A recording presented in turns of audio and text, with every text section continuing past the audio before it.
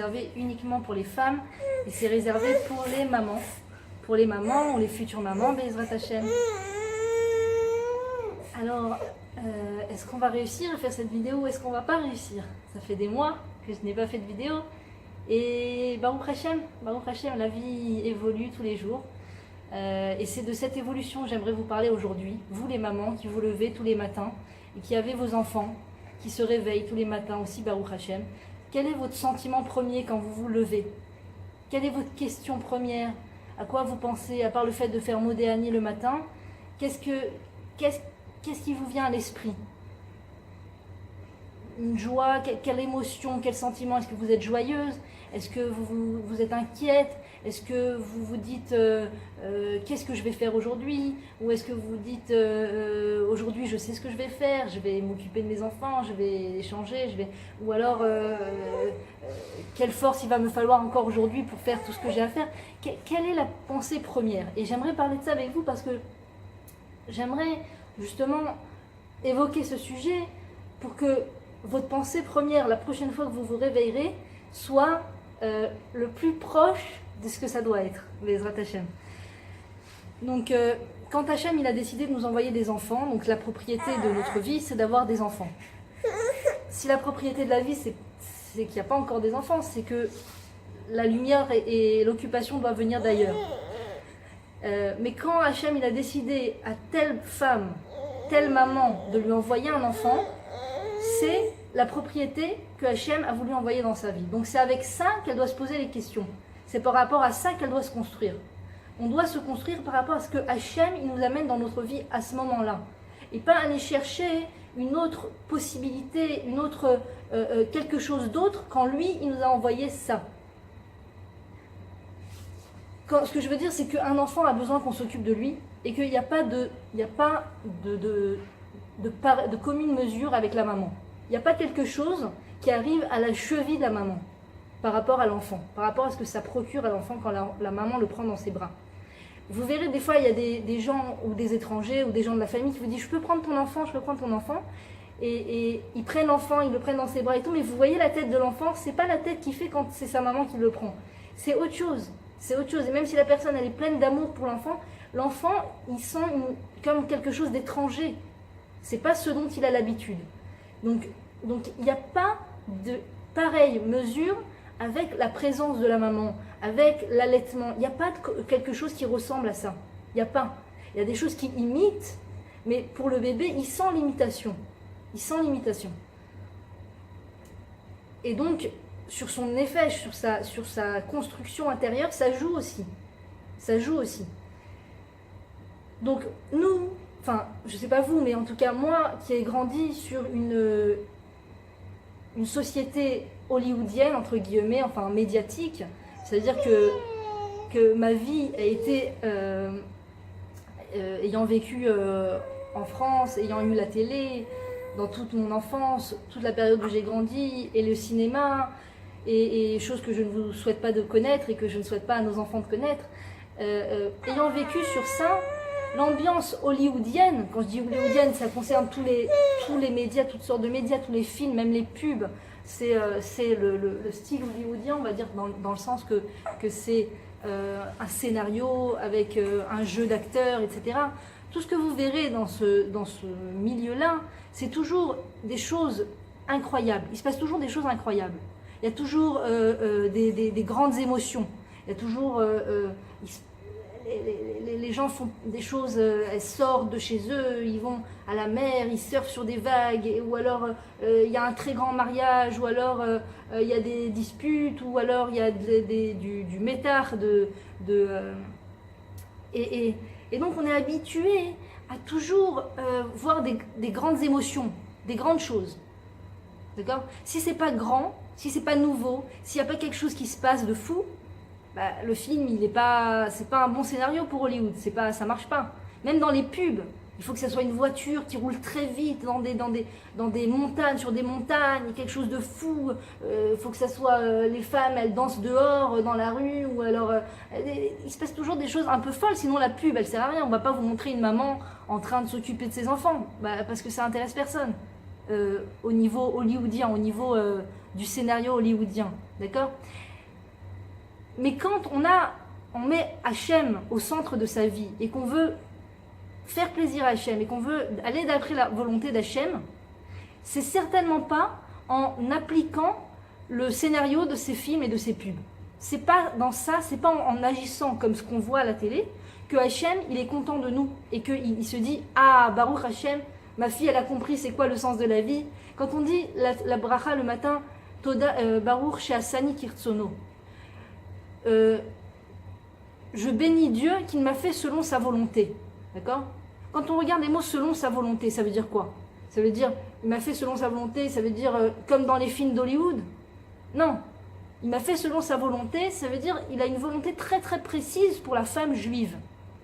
La femme juive, d'après Hachem, ce qu'elle doit réaliser dans ce monde, c'est quelque chose de très précis, c'est selon sa volonté.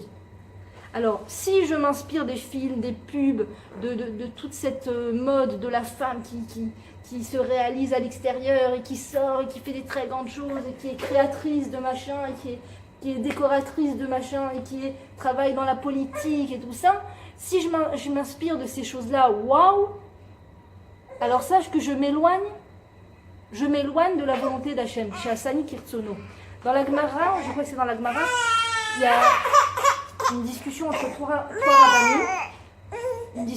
trois rabbinim, entre plusieurs rabbinim, et on leur pose la question, quelle est d'après vous la chose la plus importante de toute la Torah aux yeux d'Hachem? Alors chacun y répond quelque chose. Il y en a qui dit c'est de pas voler, il y en a qui dit c'est de pas mentir, enfin chacun dit quelque chose. Et il y a un rav qui dit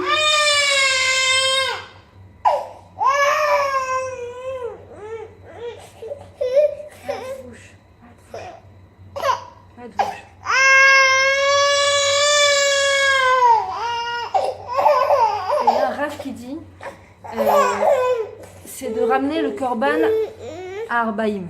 Le korban à Arbaïm, ça veut dire de ramener, de ramener ce korban de tous les jours. Tous les jours, il faut amener un korban au Beth Amikdash. Tous les jours. De la même façon, le même korban tous les jours. Il faut ramener un korban. Et on lui a dit, c'est toi qui as raison. Il y a une bat-kol qui a dit, c'est ce Rav qui a raison, de dire que ce qui est le plus important aux yeux d'Hachem, c'est de ramener un korban tous les jours. Tous les jours, à la même heure, ramener le korban à Hachem.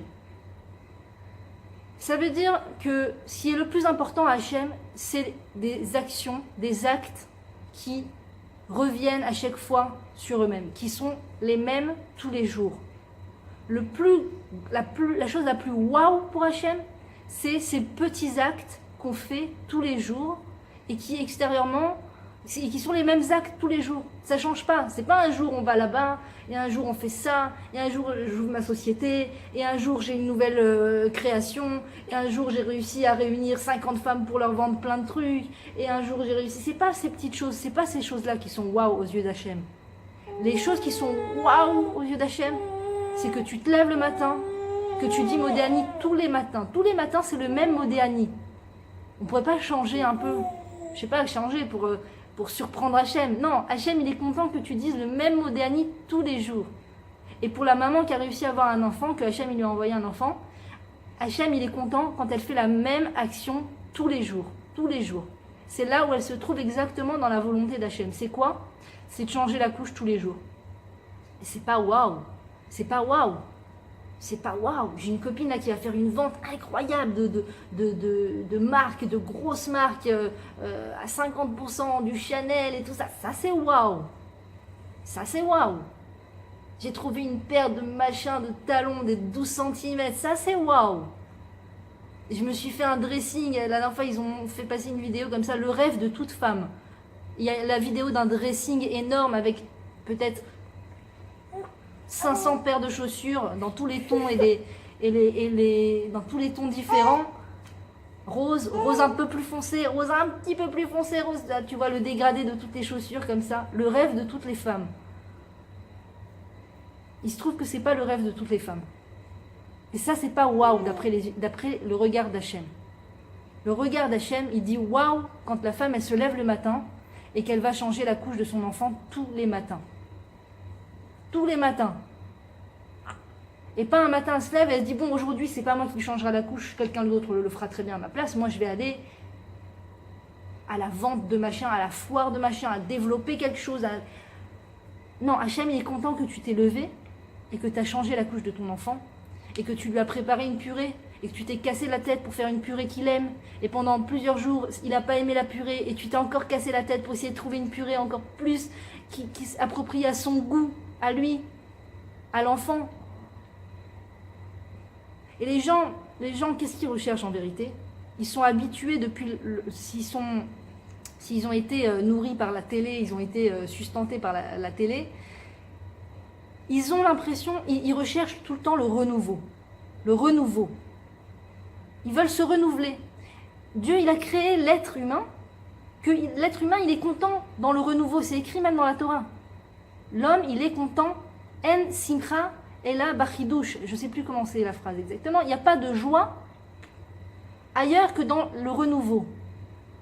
Donc, les êtres humains recherchent ce renouveau. Ils ont cette petite voix intérieure qui leur dit « renouvelle-toi, renouvelle-toi ». Sauf que quand l'être humain, il est habitué à voir des films et il est habitué à marcher dans des rues où il y a des magasins qui crient, qui appellent ses yeux tout le temps et tout le temps la consommation et tout ça, alors il croit que le renouveau, c'est dans le fait qu'il va acheter une nouvelle paire de chaussures qu'il n'a pas déjà encore, qu'il va acheter un nouveau sweatshirt qu'il n'a pas encore, qu'il va aller voir un film qu'il n'a pas encore vu, qu'il va aller visiter un pays encore plus loin que celui qu'il a visité la dernière fois, qu'il n'a encore jamais vu. Ils ont l'impression que c'est ça le renouveau. C'est ça, ils ont toujours besoin de plus et plus et plus cher et plus waouh pour envoyer les photos à tout le monde.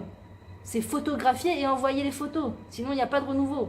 À quoi ça sert? Moi, je vais voir moi tout seul les choses. Non, il faut que tout le monde voit. Alors, on photographie, on envoie aux gens. Et l'émotion, elle est dans ça. Les gens, ils cherchent leur émotion dans ça. Et même les femmes, les hommes et les femmes. Et donc, des fois, c'est sur le compte des enfants.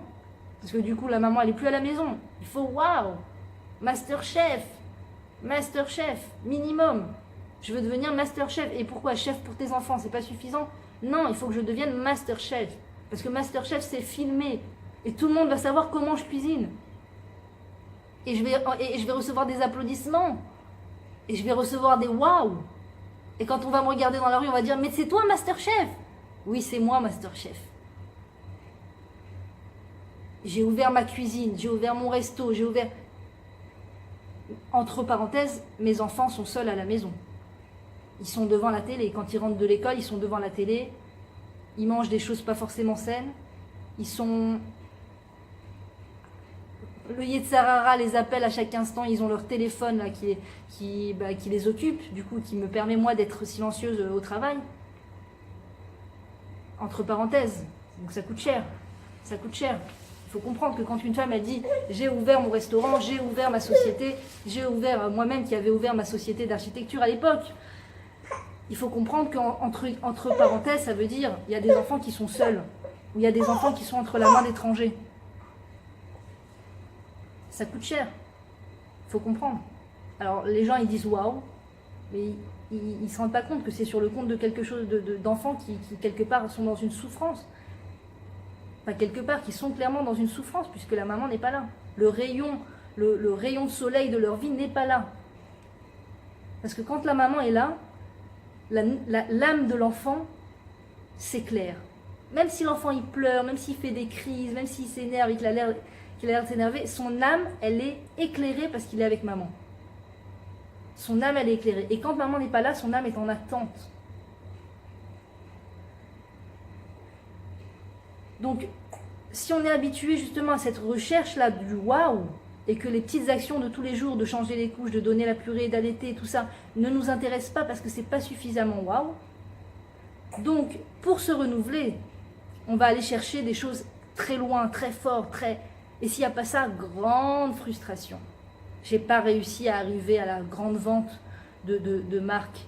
J'ai pas réussi à voyager, je devais voyager tel jour et telle heure et à tel endroit et le vol a été annulé, et tout a été annulé, grande frustration. Parce que la personne elle cherche son renouveau dans des choses extérieures à elle, extérieures à ce que Akadosh Baruch Hu lui a déjà donné dans sa vie. Elle veut autre chose que ce que Hacham lui a donné.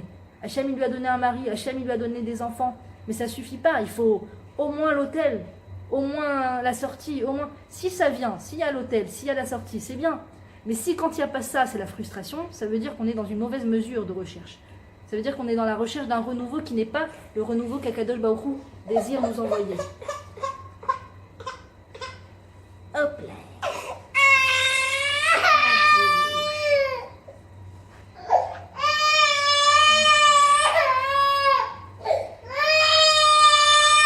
Et donc, il n'y a pas de plus grand renouveau.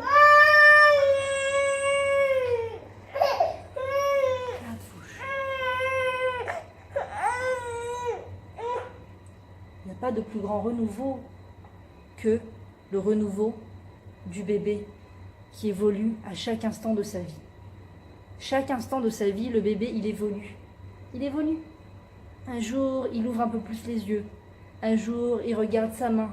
Un jour, toute la journée, toutes les heures, le bébé, il est en évolution. Alors la maman qui est très dans qui a l'habitude des films où les choses, tout va très vite. En bref. Il faut que ça aille vite, d'accord? Alors elle a l'impression que l'évolution, il n'y a pas d'évolution, d'accord? Elle se dit, mais je me rappelle pour mon premier, j'étais dans cet état d'esprit du premier, qu'on veut que ça évolue très vite. Et tout ce que je lui achetais, c'était toujours trop grand ou pas pour son âge. Il avait 1 an, j'allais lui acheter un jeu qui était fait pour les enfants de 4 ans. J'allais lui acheter un vêtement de 6 ans quand il avait que 3 ans. Donc c'était toujours plus grand parce que dans ma tête, il va évoluer très très vite, mais en vérité, c'est une évolution qui a lieu tous les jours. Les gens extérieurs vous diront « Waouh, il a grandi très vite », mais la maman, elle ne voit pas qu'il grandit très vite. C'est des petites choses, mais à chaque instant, il y a une évolution. Un jour, il va attraper un objet, un jour, il va regarder sa main, un jour, il va dire un petit mot, un jour, il y a une dent qui va sortir, un jour, les cheveux, ils vont pousser, et puis ils vont tomber, et puis ils vont repousser, et puis il y a tout le temps quelque chose de nouveau. Et ça, c'est l'évolution, ça, c'est Hachem, il connaît ses créatures, et il a fait un cadeau extraordinaire à la maman, c'est ce renouveau-là. C'est qu'elle puisse se renouveler sans avoir à sortir de chez elle. Le renouvellement, il a lieu avec son enfant, avec son bébé. Et si elle s'émerveille de ce renouveau-là, si elle observe cette évolution chez son bébé, ça la remplit de joie, alors Akadosh Baruch Hu, alors elle peut dire cette bracha chez Hassani Kirtsono. Je suis en train de me réjouir de cette petite évolution. C'est une toute petite évolution, mais je suis là pour la voir. Je suis là pour la voir. Imagine le miracle de la nature qu'Hachem, il a fait un petit être pareil qui évolue à chaque instant. Imagine si toute cette évolution, elle a lieu dans les mains d'étrangères. C'est du baltachrit, c'est du gâchis d'évolution. Et la maman, elle est en train de chercher à s'émerveiller à l'extérieur. Et la source, et the source of the émerveillement de la maman, elle n'a même pas conscience que c'est censé l'apporter de l'émerveillement. Elle va chercher l'enfant aller au GAN. Enfin, je parle de moi, pour mon premier, c'était comme ça. J'étais allée au GAN et la GANélette, à chaque fois, elle me disait, il a dit son premier mot, il a fait son premier pas, il a fait ça. Et moi, je courais entre l'université et la société d'architecture et le machin. Et donc, j'étais pas du tout... je passais à côté. Mais en vérité, à Kadosh Baruch Hu, quand on se recentre et qu'on comprend où il se trouve Hachem dans notre vie, et où il veut qu'on soit Hachem dans notre vie, c'est dans ces petites actions. C'est dans ces petites actions qu'Hachem, il est très content de nous. Quand on va changer la couche de notre enfant, c'est un événement waouh pour Hachem. Quand on amène un korban tous les jours au Beth Amikdash, tous les jours, le même korban, Hachem, il est content. Hachem, il nous aime et il est content de ce korban qu'on amène tous les jours au Beth Amikdash. Et bien c'est pareil, c'est ces actions qu'on fait tous les jours, c'est dans ça qu'Hachem, il est le plus heureux. Tu veux rendre ton Créateur heureux? Tu veux rendre ton Créateur heureux? Sois heureuse dans ces petites actions de tous les jours, de changer la couche, et tu vas voir que toi-même, tu vas commencer à être heureuse de ça. Ta source de joie, elle va changer, elle va évoluer. Si autrefois c'était un resto avec les copines, d'accord, un rassemblement Facebook, ils font des rassemblements Facebook, les gens ils se connaissent même pas, et venez on se voit tous ensemble et on parle d'un sujet. Et bon, si on peut, c'est bien, mais si on laisse les enfants dans les mains d'étrangères pour courir aller rencontrer des étrangers, on est complètement déphasé. On est en déphasement. Qu'est-ce que tu vas aller chercher? L'interaction, l'interactivité à l'extérieur avec des gens étrangers, Alors que je t'apporte une interactivité de premier choix avec ton bébé à la maison. C'est l'interactivité par excellence. Alors, oui, c'est pas ce qu'on a l'habitude de voir dans les films. Les rassemblements de copines au restaurant, et elles ramènent leur grande tenue de couturier et la tenue de fou. Et alors, so what do you think about the week? Qu'est-ce que tu as fait cette semaine? Qu'est-ce que tu fais? Ben moi, j'ai réalisé l'événement de Gucci, j'étais là pour photographier. Et toi? Ben moi, j'ai décoré l'appartement de Versace, de machin. Et c'est ça les films qu'on nous montre. C'est ça les films qu'on nous montre, c'est un rassemblement entre copines qui discutent de choses banales. C'est quoi leur chose banale de la vie? C'est qu'elles ont fait des choses incroyables et si tu n'arrives pas au moins à ça, eh ben, il faut que tu cours après ça toute ta vie. Il faut que tu cours après ça toute ta vie. Il faut comprendre aussi que quand on court après ça toute sa vie, quand on arrive l'âge de la vieillesse et que nos petits-enfants arrivent pour nous parler et nous demander « Alors, papa, papy, raconte-moi, mamie, raconte-moi » et qu'on est là et qu'on leur dit « Ouais, tu sais, j'ai fait l'appartement de Versace. » Mais Versace, ils savent même pas c'est qui. C'est fini, Versace. C'est fini.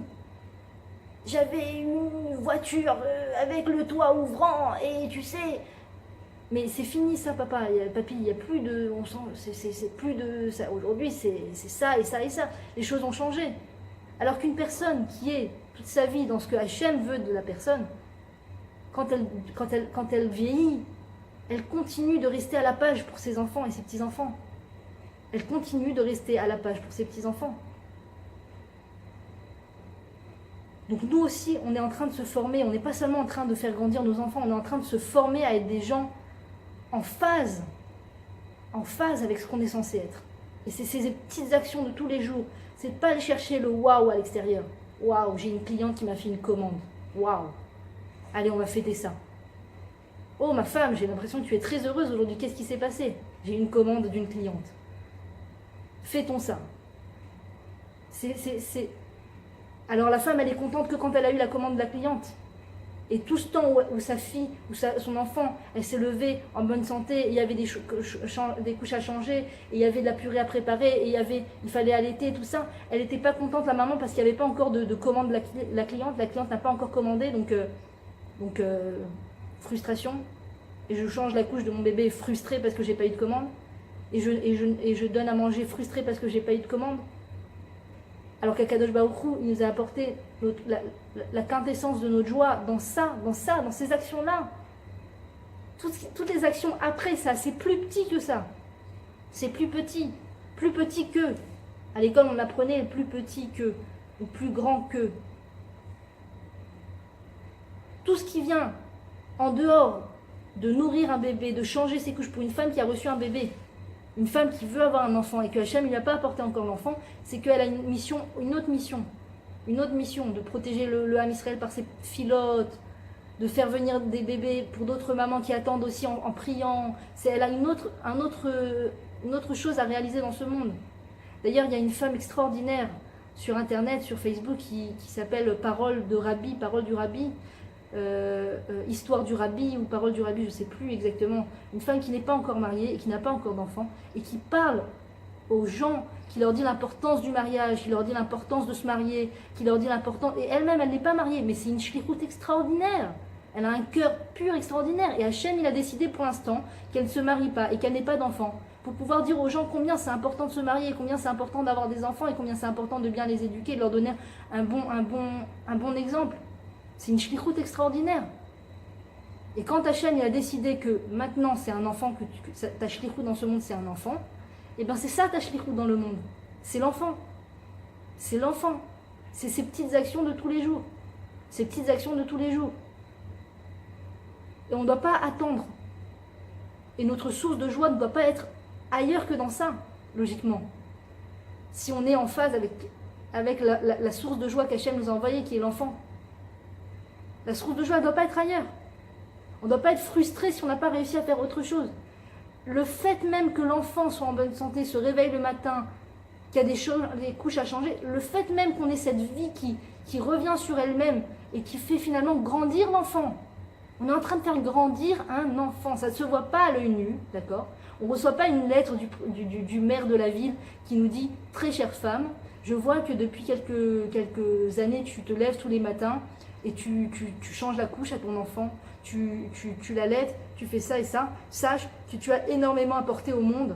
Grâce à toi, il y aura une personne de plus dans ce monde qui sera en bonne santé mentale, dans ce monde, qui aura toutes les forces intérieures pour pouvoir faire du bien dans ce monde, grâce à toi, grâce à toutes ces actions. Non, personne ne va nous le dire, encore une fois, personne va nous le dire. C'est en silence que ça se passe. C'est à l'abri des regards. Personne ne voit ce qu'on fait. Personne ne voit ce qu'on fait. En bracha shora ela bema shenistar mi'ayin. Il n'y a pas de bénédiction qui vient sur les choses qui sont montrées aux yeux de tous. La bénédiction ne vient que sur ce qui est caché de l'œil. Alors nous, on est à la maison, et personne ne voit quand on change la couche, et personne ne voit quand on allaite, et on n'est pas là en train d'écrire sur Facebook, j'allaite, je change une couche, ça fait 3 fois que je change la couche. On ne fait pas ces choses-là, personne ne le voit, personne ne le sait, et la bracha, elle vient. La bracha, elle vient. Et celui qui sait ouvrir les yeux, il le voit. Il voit la bracha. Il voit la bracha. La bracha, ça peut être dans ce qu'on va écouter. On va écouter un cours qui est exactement ce qu'on doit entendre. On va tout d'un coup recevoir quelque chose de magnifique de la part des enfants. Un lien fort comme ça tout d'un coup. Et on se dit, waouh, ça valait le coup pour ce lien avec mon enfant, pour qu'ils me prennent comme ça dans les bras, qu'ils rentrent de l'école. Des fois, ils rentrent de l'école, ils sont énervés. Des fois, ils rentrent de l'école, ils sont super nerveux. Ça ne veut pas dire qu'on n'a pas rempli son rôle comme il fallait. Au contraire, si on est là justement, c'est quoi? C'est quoi aussi de remplir son rôle? C'est pas ça, c'est aussi de changer les couches, aussi d'allaiter, tout ça, mais c'est aussi, des fois, de faire des choses qui extérieurement ne paraissent rien, mais qui sont énormes, énormes, énormes. C'est quand les enfants rentrent de l'école et qu'ils sont nerveux, et qu'on travaille sur soi, sur sa patience, et qu'on ne se met pas en colère, et qu'on ne leur rentre pas dedans, chas v'shalom, et qu'on n'est pas dans la nekama, on n'est pas en train de se venger d'eux. Ah, tu t'énerves? Ben, je vais te montrer ce que c'est de s'énerver, je vais te mettre dans la chambre. On n'est pas en train de l'otincom, tu ne te vengeras pas. Ça commence avec les enfants. On n'est pas là en train de s'énerver contre eux et en train de leur crier dessus parce qu'eux, ils sont nerveux. On permet à l'enfant d'être nerveux. On permet à l'enfant de péter un câble quelque part, de faire une crise. On lui permet, en ne lui rentrant pas dedans, en lui répondant pas, eh ben si c'est comme ça, tu vas voir ce que je vais te faire. Permettre à l'enfant sans s'énerver. Ça, c'est le plus grand avodat amidot. C'est la plus grande avodat amidot. Avec le fait d'être aussi agréable à son mari et d'être gentil avec lui. Il lui permet. C'est ces deux avodat amidot qui sont parallèlement extraordinaires. Et en l'occurrence, cette même avodat amidot de quand l'enfant il est énervé, il pleure, il crie, et que nous, on fait ce travail. De ne pas s'énerver, de ne pas lui tomber dessus comme un marteau de 5 kilos. Et ça, c'est le plus grand renouveau au monde. Le plus grand renouveau au monde. On est en train de se renouveler dans son affinement du caractère. Et quand on fait ça, à Kadosh Baruch Hu, les anges, ils dansent dans le ciel. À Kadosh Baruch Hu, il dit Bishvilech barati et haolam. Pour toi, j'ai créé le monde, pour cet instant-là. Pour cet instant-là où tes enfants ils s'énervent et toi tu t'énerves pas et personne te filme et on va pas écrire sur toi dans le journal demain et on va pas avoir dans le petit hebdo Livia ou machin ou Sarah ou Rebecca ne s'est pas énervée contre ses enfants quand elle s'énervait. Non, on va en parler dans le journal de celle qui est rentrée en politique, de cette femme qui a fait je sais pas quoi, de ces femmes qui ont fait des choses en dehors de la maison. On va parler de ces femmes-là dans le journal. On va pas parler de nous. Et pourtant, les médias d'en haut, ils sont en train de faire passer le message dans tous les ciels, dans tous les Bekol Arakiyot, Bekol Barakia, dans le ciel, ils sont en train de faire passer ce message qu'il y a une maman qui est exactement en phase avec ce que Akadosh Baruch Hu, il attend d'elle. Hachem, il danse, il chante, il dit ma fille, ça valait le coup que je te fasse venir dans ce monde, ça valait le coup juste pour ça. Ça valait le coup. Et encore une fois, personne l'a vu. Notre maman, elle va pas nous appeler juste après en disant tu sais, j'ai entendu que tu t'es retenu de pas t'énerver contre tes enfants. On m'a dit, on m'a parlé, j'ai entendu dans les journaux, c'est bravo ma fille, bravo.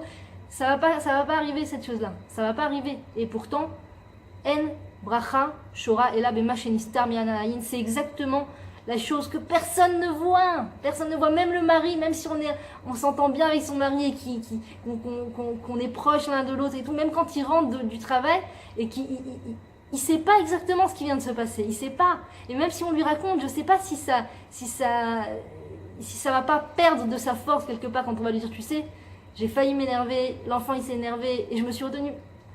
On va pas forcément le dire parce que même pour laisser un bon regard du père sur l'enfant, on va raconter à l'enfant que l'enfant il a fait au père dès qu'il rentre que l'enfant il a fait une crise, il vaut mieux raconter des choses positives sur les enfants. Personne ne sait, personne ne voit. Mais Akadosh Baruch Hu, il voit ça, et il peut faire descendre la bracha dans la vie de cette femme. Parce que à bracha, il y aurait d'être bema shenistar minaïn, la bracha elle descend sur ce qui est caché de l'œil. T'as changé les couches, personne t'a vu. Tu t'es retenu de t'énerver, personne t'a vu.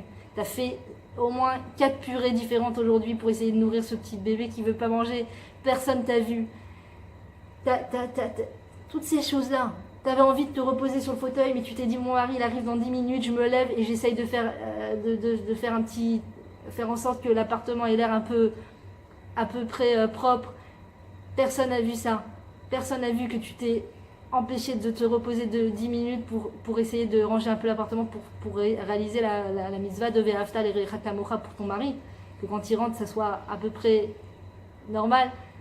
Personne n'a vu ça, mais Akadosh Baruch Hu il a tout vu et la bracha elle descend dans ta vie ma fille, la bracha elle descend dans ta vie et tout ce qui est en dehors de ça, tout ce que les femmes elles vont chercher très loin, elles croient que c'est la bracha, malheureusement c'est le contraire de la bracha, ça les détruit, ça rend des mauvaises midotes à la femme. Quand elle veut que tout le monde la regarde, elle veut être dans les gros titres, elle veut faire les gros titres, ça la détruit au niveau de ses midotes. Et ça détruit ses enfants malheureusement. C'est un poison qui rentre dans la maison et qui détruit les enfants. Toute cette le fait d'être extraverti, le fait de vouloir qu'on nous regarde tout le temps, le fait de vouloir être photographié, le fait de vouloir qu'on nous fasse plein de likes et le fait de vouloir que tout ça, ça passe aux enfants dans les veines et dans l'air, ça passe dans l'air. Les enfants, ils reçoivent ça et c'est très mauvais pour eux, c'est du poison pour eux. Alors cette maman qui travaille sur elle à l'ombre des regards, eh ben, Ishar Koar Gadol, Chazak ou Baruch, Chazak, Venitrazek, Bezrat Hashem. Partagez, en tout cas si ça vous a parlé, c'est l'essentiel. À très bientôt mesdames.